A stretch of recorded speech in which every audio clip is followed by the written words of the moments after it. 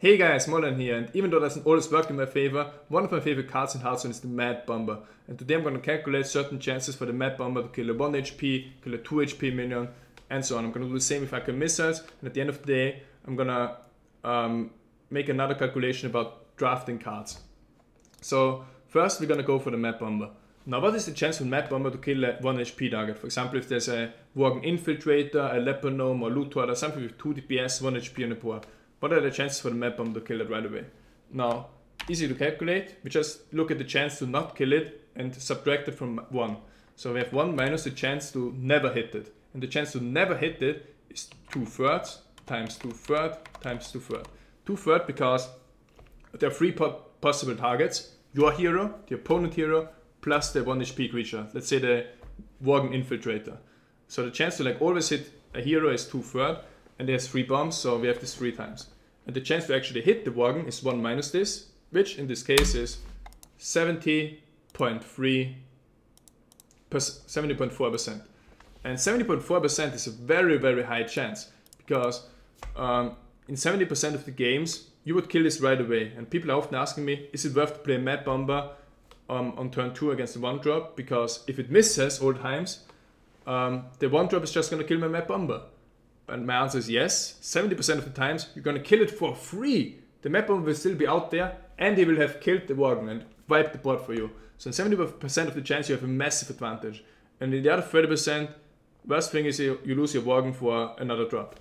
Or you lose a Mad Bomber for another drop. So it's definitely worth to play it here.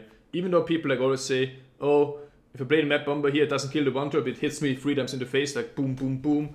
But reality is, 70.4% chances you kill it, and the chance to hit yourself in the face 3 times is only going to be around 4%. But more on that later. Now what's the chance if there's a 2 HP target? That's much harder to kill now for the Mad Bomber, but it's still worth to play the Mad Bomber. For example, if there's a Shattered Sun Cleric on the board, or a Raptor, or a Knife Juggler, whatever. Let's calculate this. Now here we do it a bit differently. Look at the outcomes, the possible outcomes if you play a Mad Bomber. Now, if there's a, let's say, Knife Juggler on the board, the first outcome is miss, miss, miss. You never hit it. Second is miss, hit, miss. For example, first bomb misses, second hits him, third misses. Then we have miss, miss, hit. And then we have first bomb misses, and then second and third we hit, which would be enough to kill it. Then same with hit, hit, hit. Now hit, hit, hit can't happen because the third bomb would go on a hero, but we have to also list this as proper possibility. Then we have hit, hit, miss, hit, miss, hit, and hit, miss, miss. So what are the favorable outcomes? What do we want to have? Or what outcomes would lead to a dead Knife Juggler? This one would. Even if you miss the first bomb, if the second and third hit, the Knife Juggler is going to be dead. This would obviously lead to it, even though the third hit would be on a hero. This would lead to it, and this would lead to it. And what we do now is we calculate the chances for each of those scenarios to happen. Now miss, hit, hit. The chance for miss, hit, hit is, the chance to miss is 2/3, and the chance to hit is 1/3. Because again, there are 3 targets. Chance to hit is 1/3. 33%, and chance to miss it, or the chance to hit the hero, is 66%. We're going to do the same here. Hit, hit, hit means hitting the same target 3 times. It's only 3.7%. That's what I said before, with hitting your own hero in the face 3 times. Here we have hit, hit, miss, 1/3 times 1/3 times 2/3, and hit, miss, hit. And if we sum up those chances now, we get the chance or the probability to kill a 2 HP target right away with the Mad Bomber. And you can see here, it's actually more than what people think. It's 25.93%. Is it worth to play a Mad Bomber? Of course it is. In 26% of the games, you're gonna kill a 3-drop or a 2-drop for free. You could kill a Shattered Sun Cleric for free with this and wipe the entire board and get a massive advantage. The opponent probably that can't come back anymore. And the thing is, in the other 74%, what if the Mad Bomber doesn't hit it? Well, first, it could be, for example, that you play a mage. And if it hits it once, then the other person decides to go for your face next turn, you can ping it down. So the Mad Bomber helped in not spending a card on killing something. But the worst scenario is, the Mad Bomber is gonna hit both characters in the face a bit, and you're gonna get a nice trade. You're gonna get a Shattered Sun Cleric trade or a Raptor trade or whatever. So the possible outcomes for this are really, really good. As I said, in 26%, of the games, massive advantage. You wipe the board, you kill a 2 or 3 drop for free, which is significantly. And worst case, as I said, is you lose your Mad Bomber to another creature or a spell. So like a 1-for-1. So Mad Bomber definitely doing good stuff. Now, next thing I'm going to calculate is Blood Imp and Flame Imp. A lot of people complain about Warlocks and are like, okay, what if a Warlock plays a Blood Imp on the board? Should I use my Mad Bomber then? Let's calculate this. Now, the typical Warlock opener in Arena and also constructed is coin into Blood Imp into Flame Imp. Now, should you play the Mad Bomber to stop this Blood Imp? Let's calculate this. So, again, we're going to calculate 1 minus the chance of missing the Blood Imp, of never hitting the Blood Imp. Now, there's 4 possible targets now. 2 heroes, plus the Blood Imp, plus the Flame Imp. So the chance to like never hit the Blood Imp is 3/4 times 3/4 times 3/4. And the chance to hit the Blood Imp, which I'm calculating here, is 1 minus that. And the chance to kill a Blood Imp right away with Mad Bomber, even if there's a Flame Imp on the board, would be, as you can see here, 57.8%. So in almost 60% of the cases, the Mad Bomber is going to kill the Blood Imp for free. And then he could trade, for example, with the Flame Imp. So it's going to be a 2-for-1 with the Mad Bomber in 60% of the cases. Now what happens if there's, for example, even more minions on the board? What happens if there's a Voidwalker on the board? Is it still worth to play the Mad Bomber then, just to try and risk to kill the Blood Imp? Let's calculate this. Again, the chances this time 1 minus 4/5, because there are 5 targets now. 2 heroes, 2 imps, the Blood and Flame Imp, plus the Voidwalker. Times 4/5, times 4/5. And you can see, even if there's 3 minions on the board, and one of it being a Blood Imp or a 1 HP creature, it could be any random 1 HP creature. It could be, for example, a Children Yeti that got down to 1 HP. Even then the chance to kill that 1 HP creature is still 48.8%, which is almost 50%. So even if the board is flooded with minions, the Mad Bomber still has a very decent chance to get a kill. And this makes it like one of the best 2-drops possible, because killing Blood Imps is essential against Warlocks. And that's why I always try to have at least 1 Mad Bomber in my arena decks if I ever could draft and a chance to get him, just to get rid of like all those Imps and Blood Imps. Because even at turn 5 or turn 6, if the board is flooded, there's still a decent chance to kill them.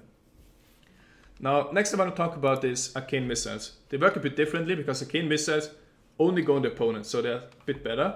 But let's calculate this.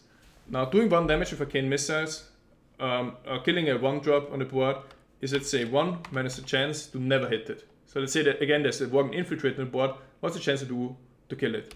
1 minus the chance to never kill it, which is 1/2 times 1/2 times 1/2. Only 2 targets now. And you can see Arcane Missiles have an 87.5% chance to kill a 1-drop, which is very, very high. So if you play Arcane Missiles and it goes 3 times for the hero, even though there's a 1-drop out there, you're very unlucky. But you know it happens. Now what's the chance to kill a 2 HP minion? Here again we can use the same that we used here. And we have the same outcomes. There are 4 possible outcomes that would help us.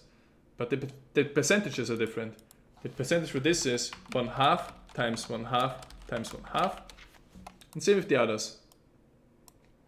And the total of this, so what's the actual chance to like kill a 2 HP creature like a Knife Shield with Arcane Missiles? You can see here, it's standard 50%. Now a lot of people think that it's like 33% or something, I don't know why. But even if you think it logically, now on the average, you have 3 missiles and 2 targets, the hero and the, let's say, Knife Juggler. So on average, like the first missile is gonna hit the, or 1 missile is gonna hit the hero, 1 missile is gonna hit the minion, and the third missile, of course, has then a 50% chance to kill either the minion or the hero, which makes, of course, this 50%.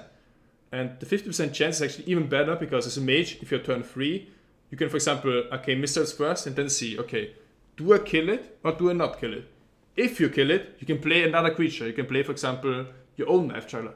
But if you only do 1 damage rate, you can just ping it down. So you have several options, but in 50% of the time, you're going to kill it right away with Arcane Missiles, which makes it a really strong spell. And it could be even stronger if you, for example, have Spell Power. If you have a Geomancer out there on a Sewer Drake or an Ogre Mage, then you get 4 damage of it. And it's really effective. Now what's the chance to kill a 3 HP creature right away with Arcane Missiles? Let's say there's a Grizzly on the board, a 3/3. Well, we can calculate it again for the chance to never hit, or this is actually enough. The chance to this, we can just look at this table here again and take this here. This is the only case where we would kill it right away. Hit, hit, hit. It has to hit, hit, hit. And the chance for this is only 12.5%. But this is still good. Like 12.5%, you have a chance to like kill the Grizzly directly. And in 50%, you have a chance to do 50% damage, 2 damage to him, and can then finish off your hero power. So, would I use Arcane Missiles on a 3 HP creature? Yes, I would. With one exception. The Raging Worgen. Against the Raging Worgen, I don't want to risk it, because 50% of the cases, you're not going to do 2 damage to him. And then like the Raging Worgen would survive and would hit you in the face for 8. So if there's a Raging Worgen, I would not risk it. But if there's a Grizzly or anything else with 3 HP, like an Earthen Ring Farseer, Arcane Missiles is usually a good play. Because you have 50% chance to do 2 damage to it, and then finish it off with hero power. And in 12.5%, you kill it directly and you can play something else. So those are the stuff about Map Bomb and Arcane Missiles. Now what I'm going to talk about last today is a lot of people like play Arena like at turn 12 or something. They play against the mage and they're like, oh, he top decked Flamestrike, or oh, there's his Pyroblast. Wow, GG. Top deck, so unlucky. What I'm going to show you is the chance for a mage to actually like have a Pyroblast or a Flamestrike at certain turns. Now for this we're going to use the Hyper Geometric Distribution Excel, which is a really, really good thing. So I'm going to use the Hyper Geometric Distribution here. Okay. Now, how many cards do we draft? We draft 3 cards first. At turn 1 we have 3 cards. We have two, let's say we have 2 Fireblasts in it, or 2 Flamestrikes, whatever. 2 of 1 card is usually what a mage has, especially in Constructed. In Arena could be, this number could be like also 4, if a mage has 4 Pyroblasts, or 4 Flamestrikes, even though it's unlikely, but it could also be 1. But we, in our example, we go for 2, because that I think is standard. And we have 30 cards. So this is the chance to like not get a Flamestrike in turn 1. The chance to not get a Flamestrike in turn 1 is going to be, I forgot the last argument, which is just true. The chance to not get a Flamestrike in turn 1 is 80.7%. The chance, or this is the chance to not get it, yeah. And the chance to get a Flamestrike, or for a mage to have Flamestrike in turn 1, you see is only 90.3%. So it's not that high. And this is like excluding any mulling, just so you know. And we could do this again for turn 2. What's the chance here? Again, we use the Hypergeometric Distribution. With 0 again. Number sample. We have 4 now. 2 Flamestrikes. And 30 cards. And again, our example 1 and 1 minus this. Now we have 25.3% chance for the mage to have Flamestrike. And if I have to exchange this number, because this is the number of cards that you draw, we need to make this a number. So we enter this field here, so I can drag it down. Okay.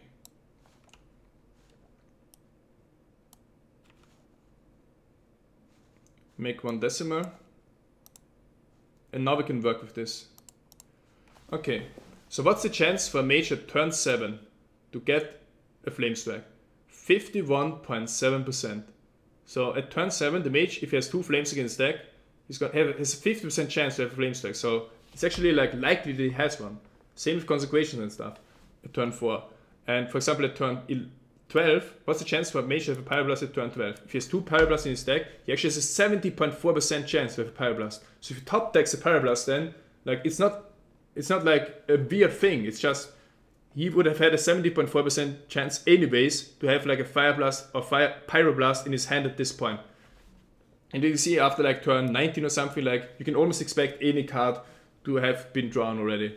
And this is something that a lot of people don't realize and always blame top decking and RNG. But with this, you actually see that it's actually not unlikely that mages or any class like has a certain card at a specific point of time. Now, for example, Paladins for Consecration, you can see 36% chance Consecration turn 4. Unless if Paladins actually like decide to keep them in the first, like in the opening, where you have the possibility to mull cards and decide the opening hand, the chance could either be even higher or lower, depending if like Flamestrikes get thrown away. So for Flamestrikes, the chances would be a bit lower, but for example for Consecration turn 4, the chance is probably higher than 36.6%, because Paladins, if they have a Consecration in the opening hand, they're going to keep it. Or they're going to mull away other cards in hope to get a Consecration. But yeah, general conclusion is about everything. Play the Mad Bomber. Usually it's very worth it. But also be careful, because if you have a Worgen, the value of the Mad Bomber increases. You could enrage your own Worgen, plus kill something, and have 2 minutes on the board. But if the opponent, for example, has a Worgen, you want to be very careful about playing Mad Bomber and also Arcane Missiles, because you could enrage his Worgen and, you know, be in a very bad spot. And as far as like top decking goes, this is also a chance to expect a player to have a certain card at a certain point of time. Now, let's say, for example, what happens if he mages 4 Flamestrikes. If he mages 4 Flamestrikes, the chance to like have a Flamestrike at turn 4, and in Arena some mages have 4 Flamestrike. Like some people get real lucky in Arena, but the chance to like have a Flamestrike turn 7 with 4 Flamestrike in the deck is 78.2%. So you see, it's a very, very high chance then. And that's always something you have to consider, the probabilities, and before you like blame RNG, that actually like a lot of things actually make sense in the game, and often it's not just bad luck, but also like how the game was supposed to be. And that was my video about probabilities. I hope you enjoyed the bit of math here, and I want to thank you guys for watching. I'll be back.